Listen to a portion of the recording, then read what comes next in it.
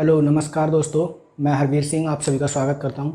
और दोस्तों, जैसा कि आप सब जानते हैं कि मैंने एक सेट कराया था सी टेट का, ठीक है ना।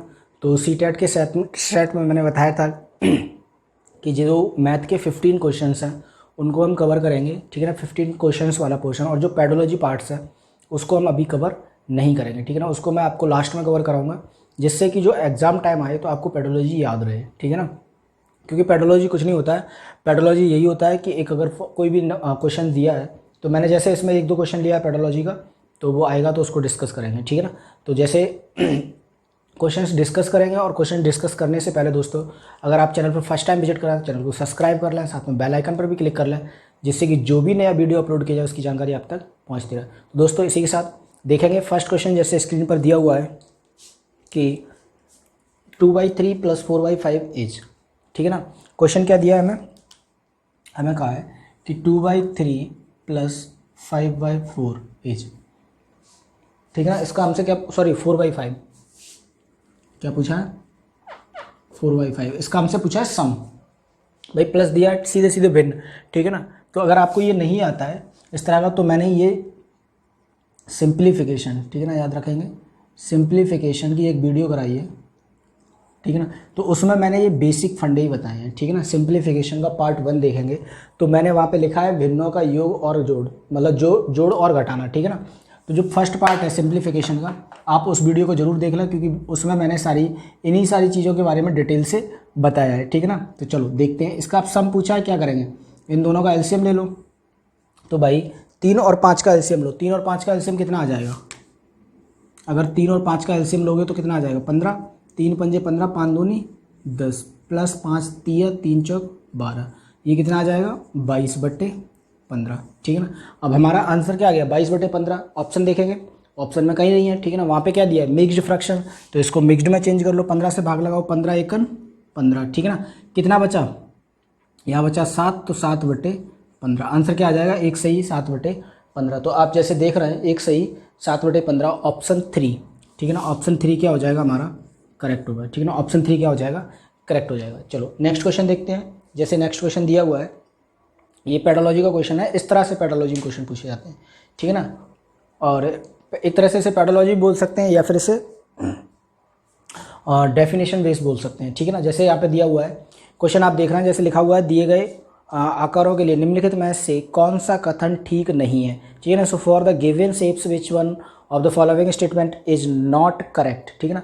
अब हमें 4 डायग्राम्स दिए हुए हैं, ठीक है ना। 4 डायग्राम्स आप लोग देख रहे हैं। जैसे फर्स्ट ऑप्शन दिया है ऑल आर पैरेललोग्राम्स, सभी समांतर चतुर्भुज हैं। सेकंड ऑप्शन है one of them is not a parallelogram, इनमें से एक समांतर चतुर्भुज नहीं है।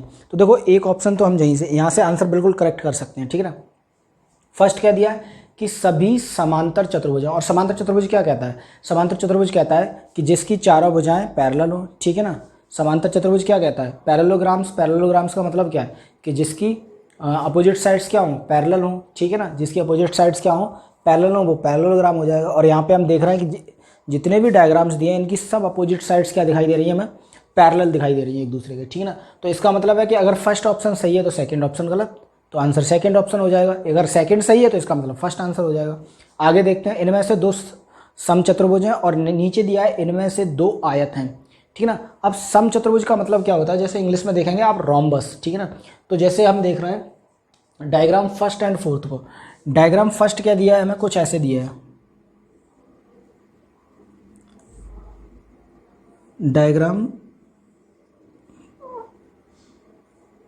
फर्स्ट वाला देखेंगे आप तो कुछ ऐसे दिया है, और फोर्थ वाला देखेंगे तो कुछ ऐसे दिया है, ठीक है ना। तो इसका मतलब क्या है, ये दोनों रोम्बस हैं, ठीक है ना, दोनों रोम्बस हैं। कैसे, क्योंकि ये साइड इसके पैरेलल है, ये साइड इसके पैरेलल है, और ये इसका मतलब रोम्बस का मतलब क्या होता है कि अपोजिट साइड्स आर इक्वल, ठीक है ना। एक स्क्वायर को तिरछा कर दिया गया, ठीक है ना। तो फर्स्ट और ये सही हो जाएगा। तो इसका मतलब जो ऑप्शन 2 है, इनमें से एक समचतुर्भुज नहीं है, ठीक है ना। तो ऑप्शन 2 क्या हो जाएगा हमारा, करेक्ट हो जाएगा। ये क्या दिया है, गलत दिया है, ठीक है ना। इसका मतलब ये जो ऑप्शन है सेकंड वाला वो हमारा ठीक नहीं है, ठीक है ना। चलो नेक्स्ट क्वेश्चन देखेंगे। जैसे आप लोग देख रहे हैं, दिया हुआ है कि which one of the following represents the number 11,1111, ठीक है ना। कितना मस्त क्वेश्चन है और फंसाने वाला है। 11,1111, ठीक है ना। अब देखो आप लोगों ने पढ़ा होगा इंटरनेशनल सिस्टम, ठीक है ना। इंटरनेशनल सिस्टम क्या होता है कि मैंने कोई भी नंबर लिखा यहाँ पे, जैसे हम लोग पढ़ते हैं, यहाँ कोई नंबर लिखा 1 2 3 4 5 6 मैंने, तो हम हिंदी में अगर बोलते हैं तो इसे बोलते हैं इकाई, दहाई, सैकड़ा, हज़ार, 10,000 और इसे लाख, यही तो बोलते हैं, ठीक है ना। अगर हम बात करें इंग्लिश की तो इसे वंस, टेंस, थाउजेंड्स, 10,000, इसे लैख, यही बोलते हैं ना, सॉरी नहीं सॉरी इसे मैंने गलत कर दिया, टेंस, हंड्रेड्स, इसे थाउजेंड्स, इसे 10,000, ठीक है ना, 10,000 और ये क्या हो जाएगा लैख, ठीक। अगर हम इंटरनेशनल की बात करेंगे तो ये होता है हमारा वंस, टेंस, हंड्रेड, ठीक है ना, वंस, टेंस, हंड्रेड, फिर क्या हो जाता है ये 10 हंड्रेड्स, ठीक है ना, 10 हंड्रेड्स, यहाँ पे क्या आ जाएगा 10 हंड्रेड्स और ये क्या आ जाएगा 1000, ये क्या आ जाएगा 10,000, ठीक है ना, 10,000। अब हमें दिया क्या है देखो 11,000, तो हम 10,000 में 10 की वैल्यू है बोल रहे हैं हम 10, 11,000, याद रखना 11,000।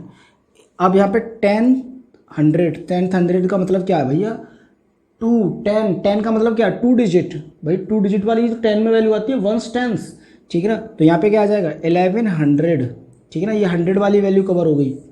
अब क्या दिया 11, तो 11 का मतलब क्या हुआ वंस, ठीक है ना, 10 प्लेस 1 प्लेस 1 11, तो वैल्यू क्या आ जाएगी 11,000 1111, ठीक है ना, 11,000 1111।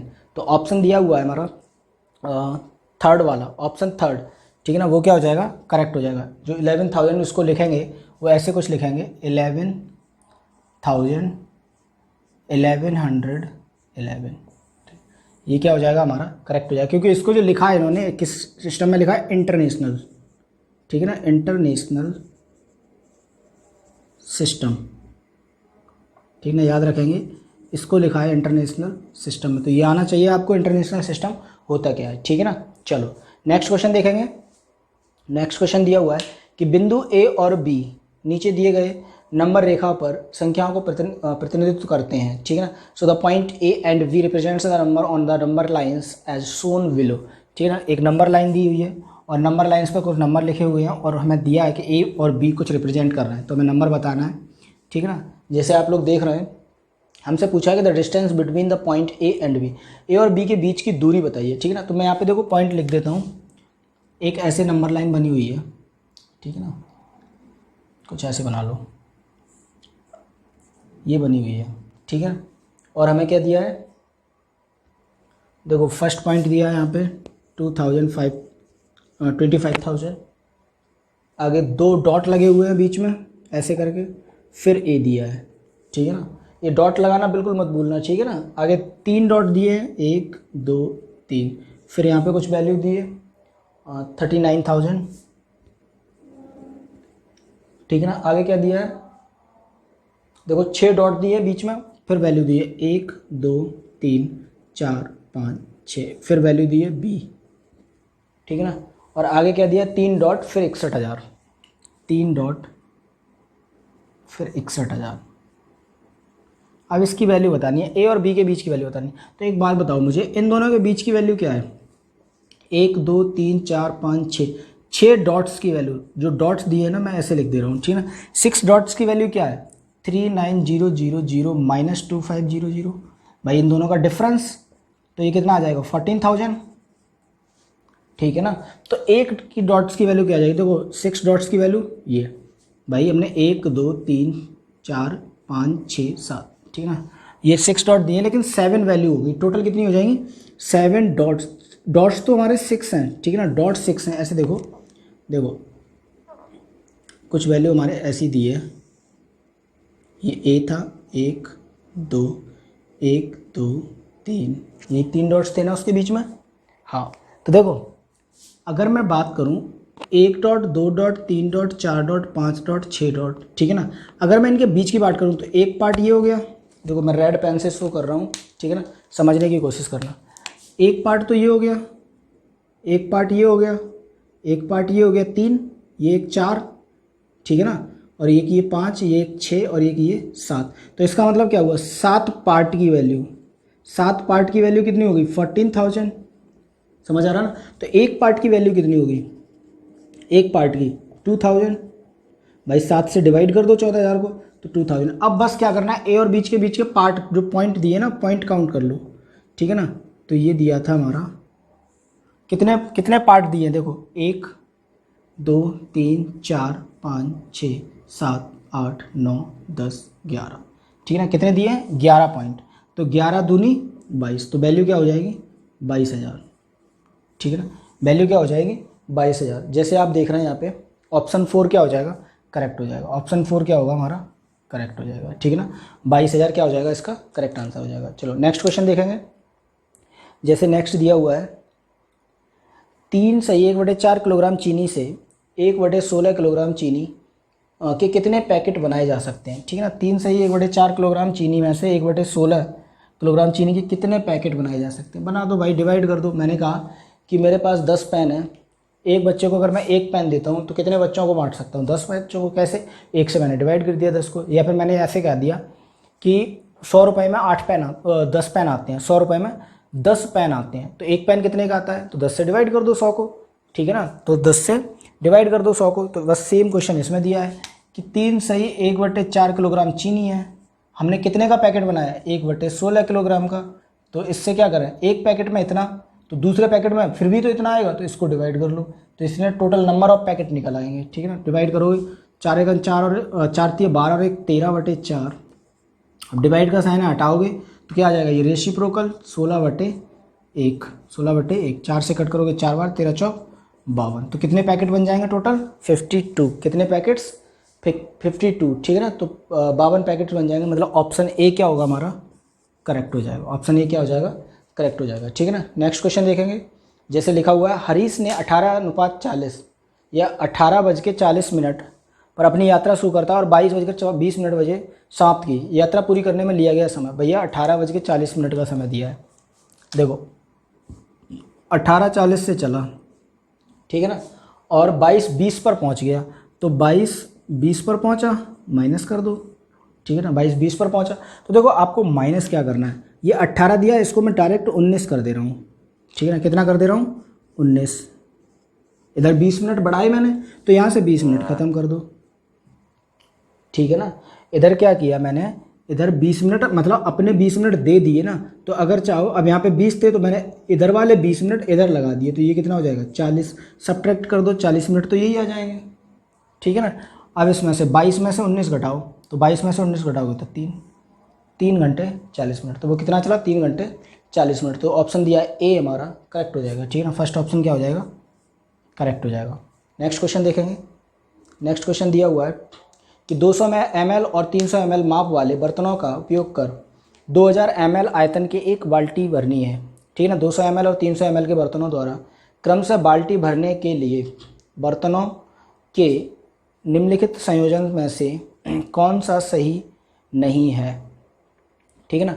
तो कौन सा संयोजन सही नहीं है, जैसे लिखा है बकेट्स कैपेसिटी 2000 ml से to be filled by using a containers measuring 200 ml and 300 ml. One of the following combinations of the containers is not correct. So filling the buckets completely by the containers of 200 ml and 300 ml respectively, ठीक है ना। हमें बताना है कि इसमें से 200 ml और 300 ml का, अगर हम एक ऐसे समझो कि मैंने 200 ml, ठीक है ना, 200 मिलीग्राम का एक गिलास लिया और एक 300 मिलीग्राम का गिलास लिया, ठीक है ना। अब दोनों को मैंने एक बाल्टी में पलटना, एक केमिकल था उससे भरा दोनों को और पलटना शुरू कर दिया, ठीक है ना। तो हमसे पूछा है कि वो बाल्टी कितनी देर में भर जाएगी या कितने पेयर्स में भर जाएगी, ठीक है ना। और हमसे कहा है कि एक ऑप्शन इसमें से गलत दिया है। तो देखो पहले ऑप्शन ले लो, बड़ा इजी क्वेश्चन है। फर्स्ट ऑप्शन दिया है हमारा 1:6, सेकेंड ऑप्शन दिया है हमें 4:4, थर्ड ऑप्शन दिया है हमें 7:2 और फोर्थ ऑप्शन दिया है हमें 6:3। अब एक बात बताओ मुझे भाई कि इसका सम कितना है 7, इसका सम कितना है 8, इसका सम कितना है 9, इसका सम कितना है, अब देखो, ठीक है ना 9। अब देखो अगर मैं यहाँ से ऐसे इसके यार सामने निकालो तो ऐसे एक और समझो, ठीक है ना।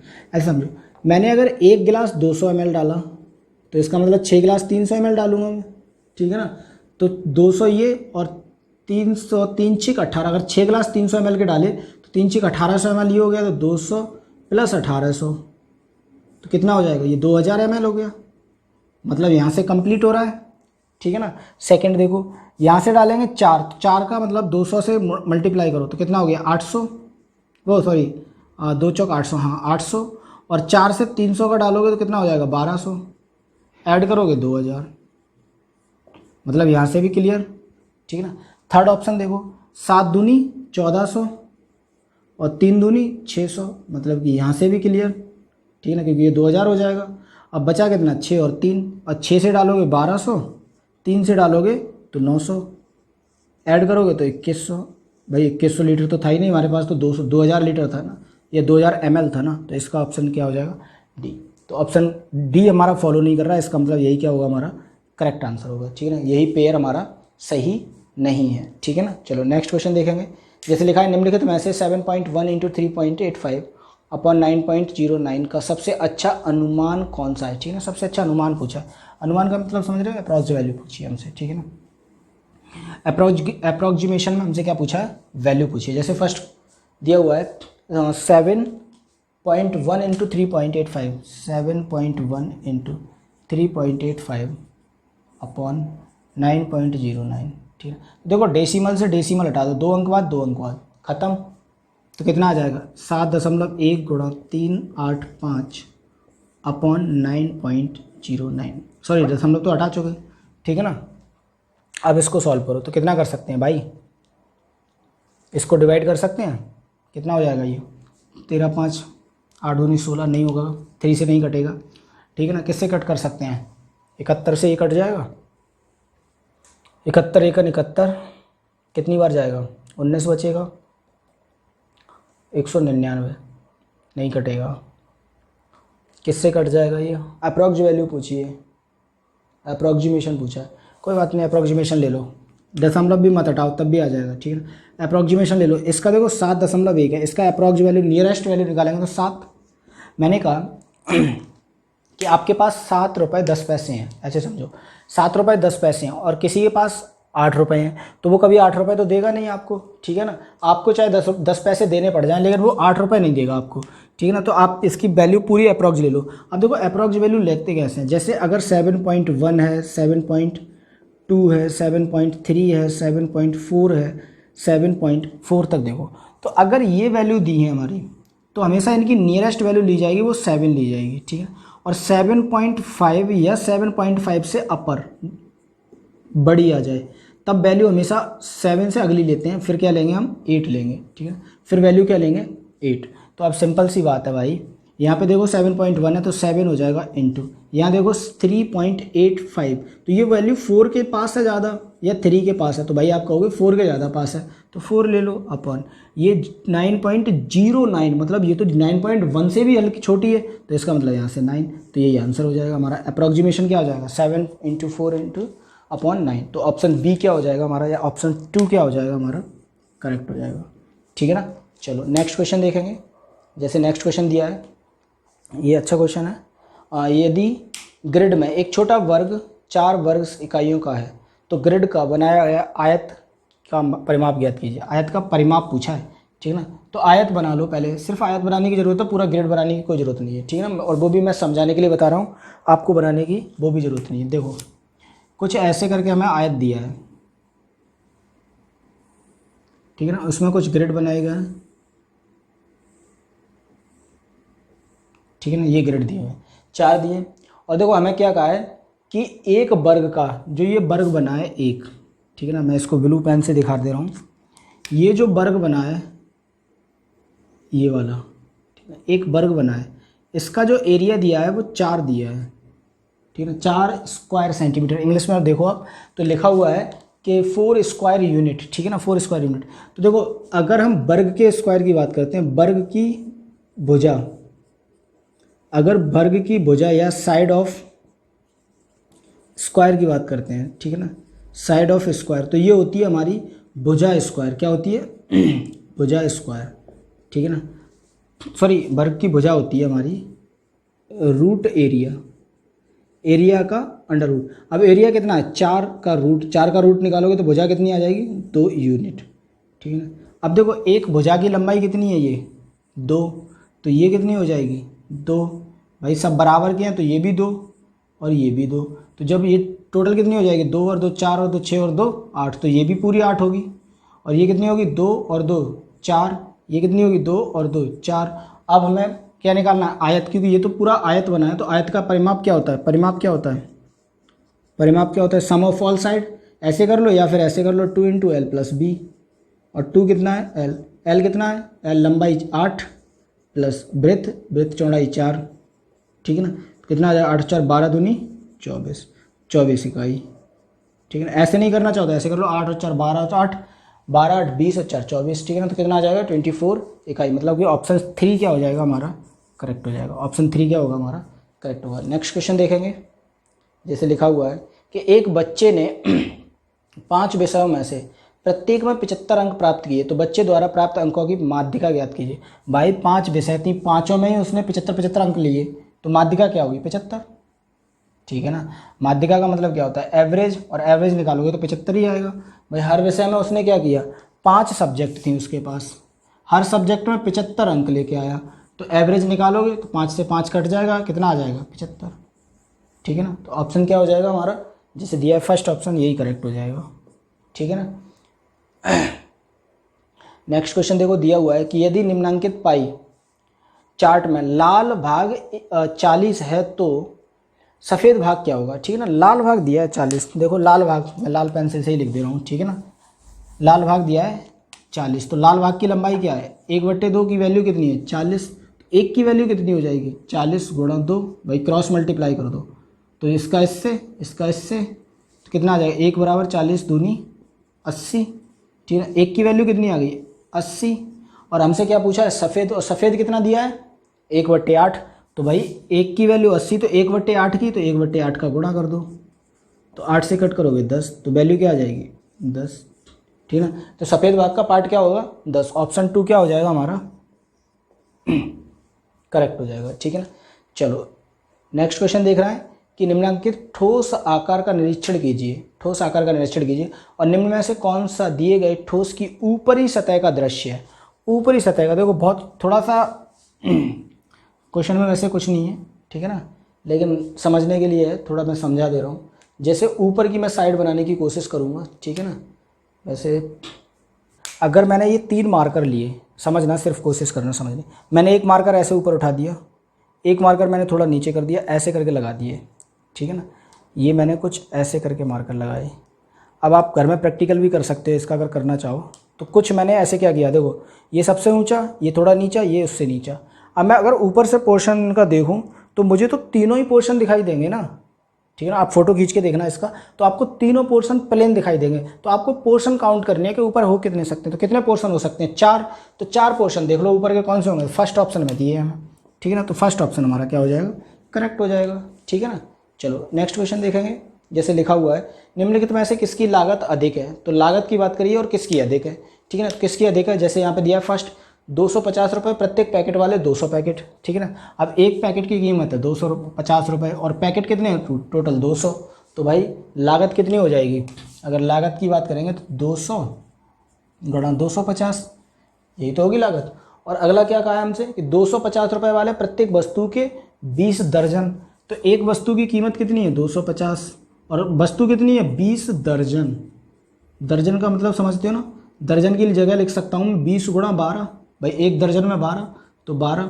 अब बताओ ये वैल्यू ज़्यादा है ये, तो इसका मतलब मैं 250 गुणा 12 दाएँ, वो 20 12 240। अब भाई यहाँ 250 240 का हो रहा है मल्टीप्लाई, 250 200 का हो रहा है, मल्टीप्लाई करोगे 25 दूनी 50, वैल्यू आ जाएगी हमारी कुछ ऐसे, ठीक है ना। और अगर यहाँ से मल्टीप्लाई करोगे तो कितना आएगा ये आएगा 700, कितना आएगा 600। अब बताओ इन दोनों में कौन सी वैल्यू ज़्यादा है, तो वैल्यू ये वाली ज़्यादा है। तो सिंपल पता है हमें कि जो सेकंड वाला क्या है, करेक्ट है, ठीक है ना। तो सेकंड वाला क्या हो जाएगा हमारा, करेक्ट हो जाएगा, ठीक है ना। चलो नेक्स्ट क्वेश्चन देखेंगे, और ये दिया है नेक्स्ट क्वेश्चन, जैसे लिखा है 1 - 1 + 1 - 1 + 1 - 1 डॉट डॉट डॉट का सम सांख्यक पदों तक, ठीक है ना, सम सांख्यक पदार्थों तक इवन नंबर दिए हुए हैं, ठीक है ना, इवन प्लेस। अब देखो इवन प्लेस दिए, even number play of terms, ठीक है ना, इवन नंबर ऑफ टर्म्स। जैसे मैंने कहा कि 1 -1 +1 -1 +1 -1 +1 -1 +1 ऐसे करके मैं चला गया। तो एक बात बताओ मुझे भाई, इस 1 से ये कट जाएगा, इससे ये कट जाएगा, इससे ये कट जाएगा, इससे ये कट जाएगा, ऐसे करके होगा, कुछ कट जाएंगे, ठीक है ना। तो बचेगा क्या? कुछ नहीं बचेगा, 0 बचेगा। क्यों बचेगा? क्योंकि इवन संख्या है, इवन प्लेस है, ठीक है ना। जैसे मैंने कहा इवन का मतलब क्या होता है? सम, सम, ठीक है ना, सम स्थान। जैसे कि सम का मतलब क्या होता है? जो सम नंबर होते हैं 2 4 6 8 ऐसे करके। तो ऐसे ये दिए हुए हैं कि अगर ये 2 भी हो सकते हैं तो 1 एक प्लस का होगा तो एक माइनस का हो जाएगा, इससे ये कट जाएगा। अगर मैं 4 ले लूँ 1 -1 +1 -1 तो भाई इससे ये कट जाएगा, इससे ये कट जाएगा, फिर भी तो 0 आएगा। तो आप जब अगर सम प्लेस की वैल्यू हुई और 1 एक माइनस में एक प्लस में, तो वैल्यू हमेशा क्या आएगी? 0, ठीक है ना। तो ऑप्शन ए क्या हो जाएगा हमारा? ऑप्शन ए क्या हो जाएगा हमारा? करेक्ट हो जाएगा, ठीक है ना। इसमें याद रखेंगे कि ऑप्शन ए क्या हो जाएगा हमारा? करेक्ट, ठीक है ना। तो ये क्वेश्चंस थे हमने जो डिस्कस किए। और दोस्तों आपको क्वेश्चंस कैसे लगे, आपको मेरा पढ़ाने का तरीका कैसा लगा? अगर पसंद आया हो तो वीडियो को लाइक कर दें, शेयर कर दें अपने दोस्तों को, ठीक है ना। और इसी के साथ मैं चलता हूँ। जय हिंद, जय भारत।